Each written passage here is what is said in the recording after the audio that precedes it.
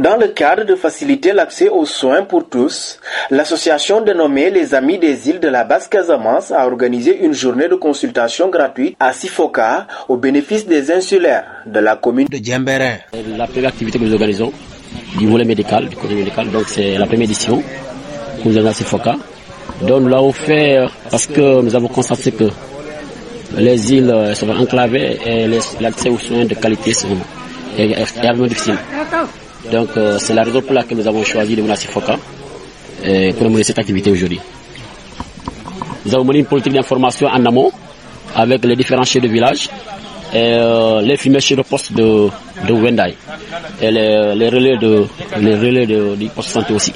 Vu l'importance de cette initiative, de nombreux partenaires ont soutenu ce geste noble pour assurer la réussite de l'activité. Il n'y a pas que Petrosen, nous avons d'autres partenaires.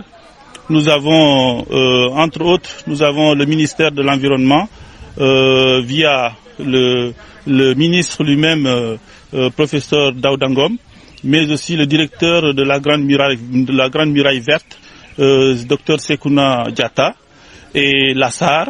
Nous avons aussi notre ami et honorable Alphonse Mané Sambou.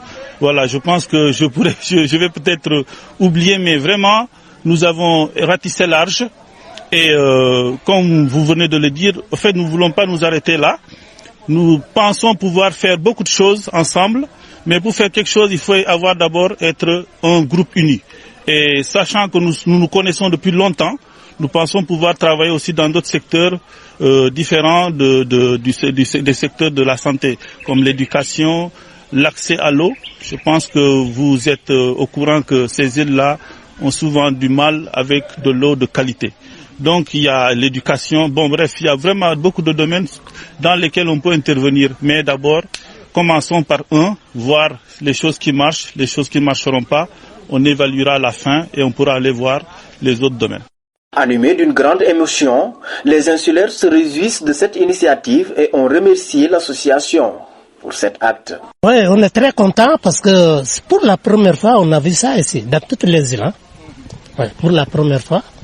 Voilà, on est tellement content de cette idée-là. Je suis déjà consulté. Ouais. On fait que quand ça féliciter, dire merci aux initiateurs. On voit que c'est déjà enclavé, mais venir dans les îles, trouver les populations qui peinent à aller à Ziguinchor pour se faire consulter. Parce que je viens d'entendre ici un docteur qui a cité pas mal de spécialistes qui sont déjà là au niveau des îles. Et on les dit merci, on les dit un grand merci. Du côté des acteurs de la santé, une forte équipe a été mobilisée avec différentes spécialités, ce qui a permis ces derniers de faire un bilan à mi-journée pour mesurer l'impact de l'opération. Donc là, on est venu avec une équipe d'une vingtaine de médecins, infirmiers, sages-femmes, avec des spécialistes, gynécologues, cardiologues, radiologues, et urgentistes, pédiatres, urologues, avec des dentistes, pour offrir des soins de proximité aux populations de ces îles, aux insulaires. Donc cette activité nous a permis de consulter en mi-journée une centaine de patients, d'hommes, de femmes et d'enfants. Et par rapport aux patients qui ont été vus, ça nous a permis de faire bénéficier à ces patients d'électrocardiogramme, ce qu'on appelle l'électrocardiogramme, l'exploration cardiaque, ce que ils pouvaient avoir qu'à Oussouye ou à Ziguinchor. L'activité a permis de rapporter ça à ici Sifoka. Également d'avoir l'exploration échographique cardiaque, quand on sait que l'échographie cardiaque on les fait qu'à Ziguinchor. Et ça se fait aujourd'hui à Sifoka, échographie abdominale et autres. Et en même temps, les dentistes qui est là permet de mener des activités bucco-dentaires, sensibilisation sur l'hygiène bucco-dentaire et aussi de faire des activités curatives par rapport à ça.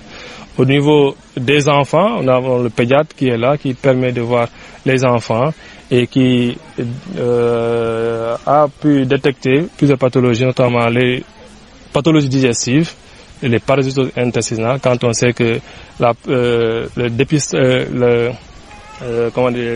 traitement en tout cas de ces parasitoses intestinales va occuper une place importante, va jouer sur la nutrition des enfants. Et aujourd'hui, avec l'important lot de pharmacie, en tout cas, c'est des consultations et distribution de médicaments.